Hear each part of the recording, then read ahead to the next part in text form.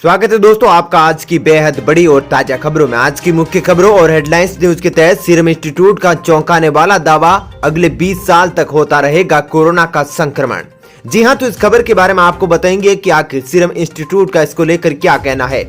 वहीं दोस्तों, यदि आप भी प्राइवेट नौकरी करते हैं तो आपको बताएंगे कि सरकार की ओर से आपको क्या क्या सुविधाएं फ्री मिल सकती है और इसका लाभ आप कैसे उठा सकते हैं। साथ ही दोस्तों, दशहरा दिवाली से पहले एसबीआई ने बदला एटीएम से केस निकालने का नियम। बताएंगे आपको नए नियम के बारे में कि आखिर एसबीआई की ओर से क्या घोषणा की गई है। वहीं दोस्तों, रेलवे की ओर से बड़ी खुशखबरी आ रही है। जी हां, यात्री को सामान ढोने के लिए रेलवे ने शुरू की है नई योजना। जानिए आपको इससे कैसे फायदा होगा। साथ ही दोस्तों, आंतरिक विद्रोह छिपाने को भारत के खिलाफ हमलों की फिराक में पाकिस्तान आतंकी घुसपैठ के लिए तुर्की से ले रहा है तकनीकी मदद। वहीं दोस्तों, भारत का दौरा करेंगे अमेरिका की विदेश मंत्री, बौखलाए चीन ने दी ये धमकी। तो इस खबर के बारे में आपको थोड़ी देर में बताया जाएगा। साथ ही दोस्तों, आसान हुआ विदेश में पैसा मनी ट्रांसफर करने का काम। अब कई देशों के पेमेंट सिस्टम से जुड़ेंगे भीम और यूपीआई। तो इस खबर के बारे में भी आपको बताएंगे। तो दोस्तों, आज इन सब खबरों के बारे में आपको बताएंगे। इसके अलावा भी कई अन्य बड़ी खबरें हैं जिसके बारे में इस वीडियो में जानेंगे। तो दोस्तों, वीडियो को अंत तक जरूर देखिएगा। साथ ही दोस्तों, वीडियो के बारे में आपकी जो भी राय हो कमेंट करके जरूर बताइएगा। और दोस्तों, यदि आप भी हमारी मेहनत को सपोर्ट करना चाहते हैं तो इस वीडियो को लाइक और शेयर जरूर कीजिएगा। तो चलिए दोस्तों, बिना देरी के फटाफट से जानते हैं आज की सभी बड़ी खबरों को। पहली खबर, सीरम इंस्टीट्यूट का चौंकाने वाला दावा, अगले 20 साल तक होता रहेगा कोरोना का संक्रमण। जी हां दोस्तों, कोरोना वायरस से दुनिया बुरी तरह से जूझ रही है और विश्व इसकी वैक्सीन बनाने की दौड़ में लगा हुआ है। वेबसाइट बिजनेस टुडे की खबर के अनुसार दुनिया की सबसे बड़ी टीका निर्माता कंपनी सीरम इंस्टीट्यूट के सीईओ अदर पूनावाला का कहना है कि दुनिया में अगले 20 साल तक कोरोना का संक्रमण होता रहेगा, तब तक कोविड-19 के टीके की जरूरत रहेगी। वेबसाइट से बातचीत करते हुए पूनावाला ने कहा कि इतिहास में ऐसा कभी नहीं देखा गया कि किसी टीके की जरूरत एक बार में खत्म हो गई हो। उन्होंने कहा कि फ्लू, निमोनिया, चेचक और पोलियो का टीका कितने साल से चल रहा है, इसमें से कोई भी बंद नहीं हुआ। उन्होंने कहा कि यदि जनसंख्या के 100% का टीकाकरण भी कर दिया जाए तो कोविड-19 टीके की जरूरत खत्म नहीं होगी। चलिए दोस्तों, अब जानते हैं अगली खबर। प्राइवेट नौकरी करने वालों को भी मिलता है सरकारी बीमा, मुफ्त इलाज से लेकर फैमिली पेंशन तक कई फायदे। दोस्तों, केंद्रीय श्रम मंत्रालय ने कम आमदनी वाले निजी कर्मचारियों के लिए कर्मचारी राज्य बीमा योजना यानी ESIS उपलब्ध करा रखी है। इस योजना का फायदा प्राइवेट कंपनियों, फैक्ट्री और कारखानों में काम करने वाले कर्मचारियों को मिलता है। इस योजना के हेल्थ कवर, अस्पताल में मुफ्त इलाज से लेकर फैमिली पेंशन तक कई फायदे हैं। योजना के दायरे में लाए गए कर्मचारियों और उनके आश्रितों को इलाज का खर्चा प्राप्त करने का हकदार है।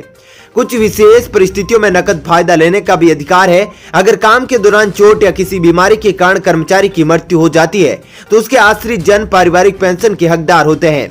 इनमें से इलाज का खर्चा उपलब्ध कराने का दायित्व राज्य सरकार का है। वहीं राज्य सरकार अपने विभिन्न कर्मचारी राज्य बीमा अस्पतालों द्वारा लाभार्थियों को प्राप्त कराती है। बाकी फायदे कर्मचारी राज्य बीमा निगम यानी ESIC के स्थानीय कार्यालयों के जरिए नकद के रूप में उपलब्ध कराए जाते हैं। चलिए दोस्तों, अब जानते हैं अगली खबर। दशहरा दिवाली से पहले एसबीआई ने बदला एटीएम से केस निकालने का नियम। आइए जाने इससे जुड़ी बातें। जी दोस्तों, देश के सबसे बड़े सरकारी बैंक एसबीआई बैंक ने एटीएम से केस निकालने का नया नियम आ चुका है। नए नियम के मुताबिक अब आपको 10,000 से ज्यादा की केस निकासी करने के लिए OTP की जरूरत होगी, यानी आप बिना OTP के पैसे नहीं निकाल पाएंगे। आपको बता दें कि स्टेट बैंक ने इस नियम को पहले ही लागू किया था। 18 सितंबर से इसे 24 घंटे के लिए लागू किया जा चुका है। इससे पहले आपको बता दें कि एसबीआई ने 1 अक्टूबर से विदेश पैसे भेजने का नियम बदल दिया है। अब ग्राहकों को विदेश में लेनदेन के लिए टैक्स चुकाना पड़ता है, यानी कि ग्राहकों को विदेश पैसे भेजने के लिए अतिरिक्त चार्ज देना होता है। चलिए दोस्तों, जानते हैं अगली खबर। रेलवे की ओर से बड़ी खुशखबरी, यात्रियों को सामान ढोने के लिए रेलवे ने शुरू की नई योजना। जानिए आपको कैसे होगा फायदा। जी दोस्तों, पैलेस ऑन व्हीकल्स के बाद बैग्स ऑन व्हीकल्स की सुविधा ट्रेन यात्रियों को मिलेगी। यात्रियों को अपना सामान ढोने की आवश्यकता नहीं होगी। स्टेशन पर उतरने के बाद न कुली को ढूंढने की आवश्यकता होगी, न ही घर से स्टेशन जाते समय साथ में सामान लेकर स्टेशन पहुंचने की। दरअसल रेलवे ऐप आधारित बैग्स ऑन व्हीकल्स सेवा शुरू करने जा रहा है। ऐप के माध्यम से ही यात्री अपने सामान को पहले ही बुक करा देंगे। काफी कम शुल्क पर यात्रियों को सामान की डोर टू डोर सेवा उपलब्ध करवाई जाएगी। विशेषकर वरिष्ठ नागरिकों, दिव्यांगजनों और अकेले यात्रा कर रही महिला यात्रियों के लिए योजना लाभदायक होगी। सामान की स्पुर्दगी रेलगाड़ी के प्रस्थान के पहले सुनिश्चित की जाएगी ताकि कोच तक सामान लाने और ट्रेन से बाहर ले जाने की परेशानी न हो।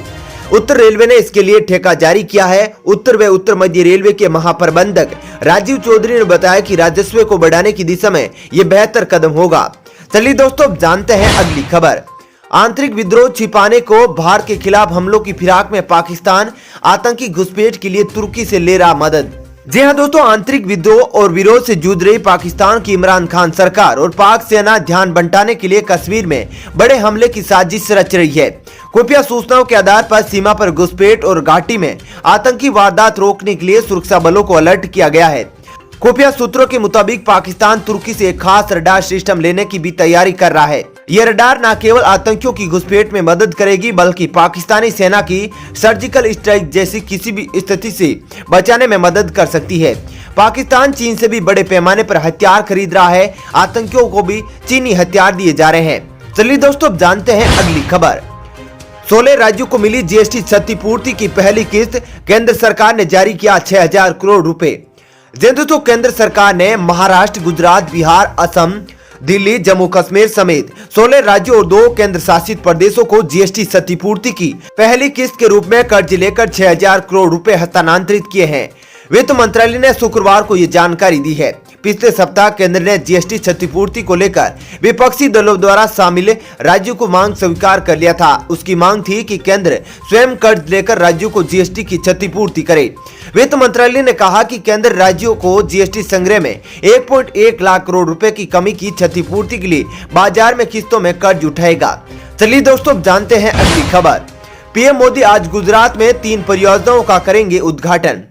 दोस्तों, प्रधानमंत्री नरेंद्र मोदी आज यानी शनिवार को वीडियो कॉन्फ्रेंस के माध्यम से अपने गृह राज्य गुजरात में 3 परियोजनाओं का उद्घाटन करेंगे। प्रधानमंत्री कार्यालय की ओर से जारी एक बयान में कहा गया है कि मोदी गुजरात के किसानों के लिए किसान सूर्योदय योजना की शुरुआत करेंगे। इसके अलावा प्रधानमंत्री जूनागढ़ जिले के गिरनार रोपवे और अहमदाबाद स्थित UN मेहता हृदय रोग संस्थान और शोध केंद्र से संबंधित बच्चों के हृदय रोग से संबंधित अस्पताल का उद्घाटन करेंगे। चलिए दोस्तों, जानते हैं अगली खबर। रो प्रमुख की नेपाल प्रमुख से मीटिंग के बाद अब धोखेबाज चीन भी हैरत में बदल सकते हैं समीकरण। दोस्तों, चीन के चक्कर में पड़कर अपने घर का नाश करने वाला नेपाल अब भारत से मदद की गुहार लगा रहा है। भारतीय रिसर्च एंड एनालिसिस विंग के रो प्रमुख का दौरा नेपाल की मीडिया में सुर्खियां बटोर रहा है।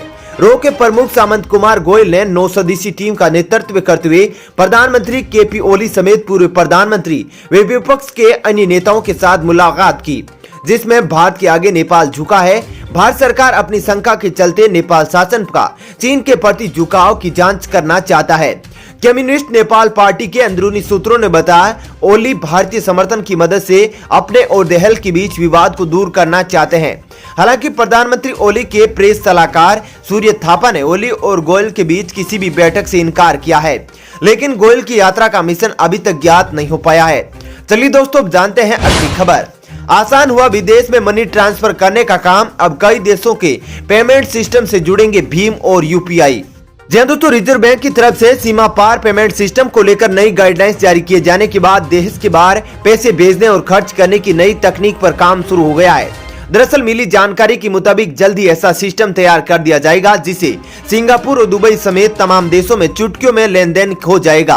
पेमेंट सिस्टम से जुड़े एक वरिष्ठ अधिकारी ने हिंदुस्तान को बताया कि कई देशों के पेमेंट सिस्टम को भारत के यूनिफाइड पेमेंट इंटरफेस यानी यूपीआई से जोड़ने की तैयारी चल रही है और 2022 तक ये काम करने लगेगा। इसके जरिए दूसरे देशों में किए जाने वाले पेमेंट पर लगने वाले चार्ज भी घटने की उम्मीद है।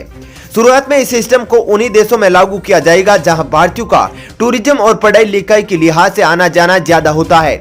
इसके लिए दुबई, सिंगापुर, ऑस्ट्रेलिया, फ्रांस और कनाडा के साथ सेवाएं पहले फेज में शुरू की जा सकती है। चलिए दोस्तों, अब जानते हैं अगली खबर। भारत का दौरा करेंगे अमेरिका के विदेश मंत्री, बौखलाए चीन ने दी ये धमकी।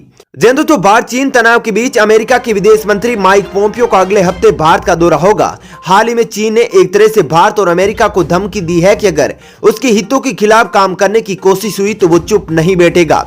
वो अपने राष्ट्रीय हितों को ध्यान में रखकर कार्रवाई भी कर सकता है।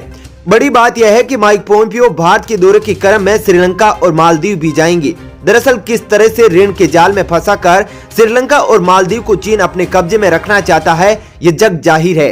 इसके अलावा अगर दक्षिणी चीन सागर के संबंध में यह सर्वे विदित है कि हिंद महासागर पर जिसका नियंत्रण होगा वो चीन को कमजोर करने का कामयाब होगा। दोस्तों फिलहाल इस वीडियो में इतना ही। ऐसी ही खबरें देखते रहने के लिए आप हमारे चैनल को सब्सक्राइब जरूर कीजिएगा। साथ ही दोस्तों वीडियो के बारे में आपकी जो भी राय हो कमेंट करके जरूर बताइएगा। और दोस्तों यदि आप भी हमारी मेहनत को सपोर्ट करना चाहते हैं तो इस वीडियो को लाइक और शेयर जरूर कीजिएगा। धन्यवाद।